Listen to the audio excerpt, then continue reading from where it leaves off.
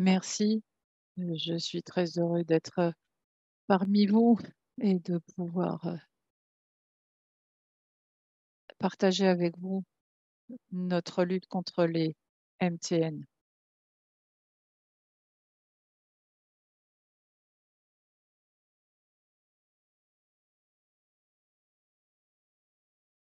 Je vais vous présenter le sujet des maladies tropicales, négligées.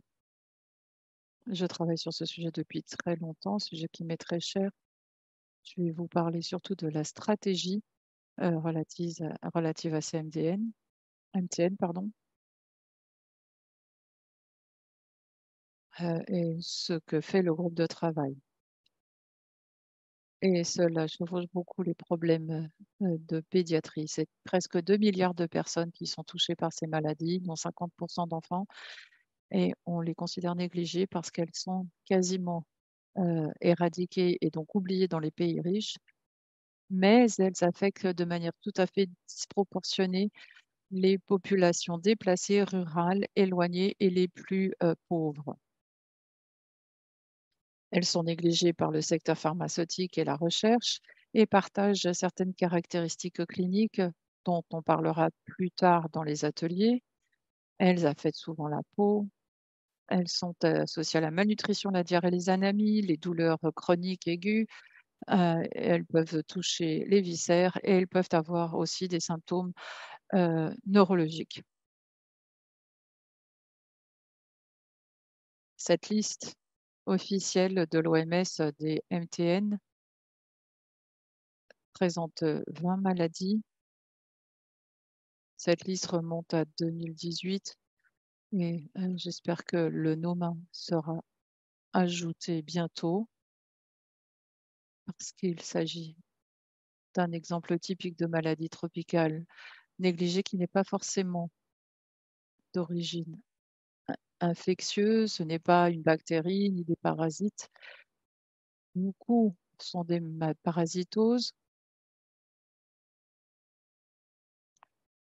la leishmaniose, la maladie du sommeil, le Buruli, des maladies, bactériennes. Le Buruli est une maladie, heu, qui est, très traumatisante et puis les champignons, les mycoses comme les mycétomes et les chromoblastomycoses.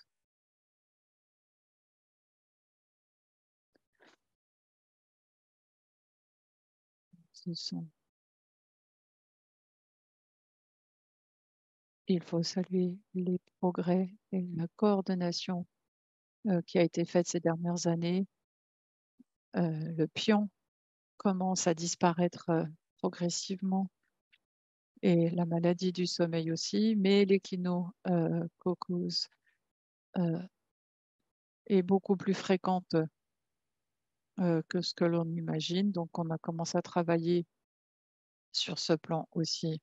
Alors, quels sont les MTN, pris en charge, ou faisant partie de notre stratégie à MSF? C'est la leishmaniose, donc ce sont essentiellement des MTN pédiatriques, et donc leishmaniose viscérale, c'est le Kala-Azar et donc la leishmaniose cutanée aussi, heu, les morsures de serpent, les morsures de chien, la rage, la schistosomiase, les parasites digestifs, la lièvre, la dengue, le noma, l'ulcère de Buroli et d'autres MTN cutanés.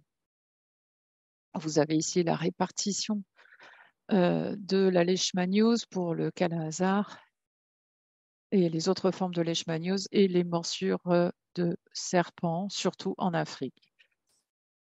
Et la stratégie est la suivante. Nous avons un groupe de travail.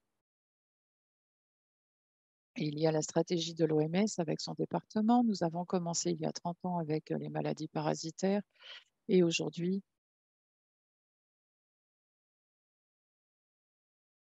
nous tenons surtout compte des populations qui sont complètement négligées de manière disproportionnée.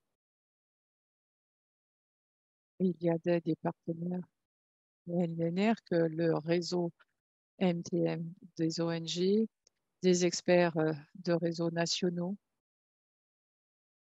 au Kenya, notamment pour les morsures de serpents, etc. Et nous nous écartons des approches verticales que nous avions par le passé, sauf en cas d'épidémie et de flambée, mais nous essayons d'en faire une priorité transversale pour améliorer le dépistage, la qualité de la détection et des soins avec un package, un minimum. Vous entendrez parler de One Health tout à l'heure avec Corey. Alors, il y a le syndrome des fèves persistantes. Dans les recommandations pédiatrie, nous avons des nouveaux algorithmes qui sont proposés. Nous travaillons toujours sur le plaidoyer, sur l'accès aux soins, aux TDR, également pour le NOMA. C'est assez varié. Vous avez toutes sortes de signes et les stratégies sont aussi multiples. Nous pouvons les appliquer dans différents contextes. Parfois, il faut beaucoup de logistique pour accéder à des solutions thérapeutiques plus complexes.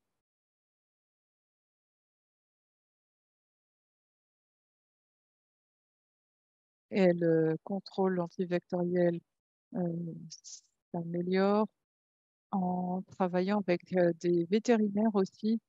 C'est quelque chose que l'on promeut. Ce n'est pas toujours facile pour les maladies négligées, mais ça commence à décoller. Il y a 3 outils sur lesquels j'aimerais finir. Ce sont un outil de l'OMS, l'application des MTN cutanés pour reconnaître les principales maladies qui peuvent défigurer et stigmatiser.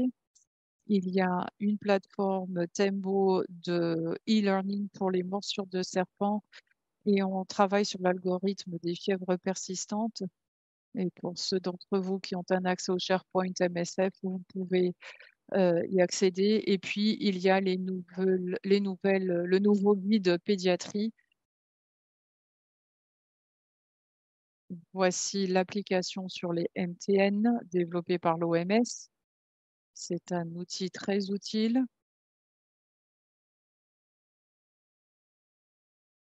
qui recueille beaucoup d'informations fournies par des ONG avec un système d'intelligence artificielle pour reconnaître le type de lésion. Voici la plateforme Tembo pour les morsures de serpents et pour les fièvres persistantes. Nous avons commencé à développer cela parce que nous avons commencé par le Calazar au Soudan avec 6 autres bactéries qui ont été identifiées, la borréliose, la leptospirose, la brucellose, les rickets, outre les autres suspects habituels, tuberculose, pneumonie, etc. Et cette année, nous avons des éléments probants qui ont été publiés. Je ne vais pas entrer dans les détails. Voici un algorithme qui est en cours de développement, qui peut être adapté à chaque contexte. Et on a voulu le développer avec les acteurs du terrain. Il y a une autre publication, bonne nouvelle cette année, avec la déclaration de Kigali sur les MTN, déclaration d'un grand nombre de chefs d'État, responsables d'ONG. Daniela était présente lors de la proclamation de cette déclaration. Et il a fallu réitérer l'engagement d'MSF pour diagnostiquer et traiter les populations qui sont atteintes par ces MTN.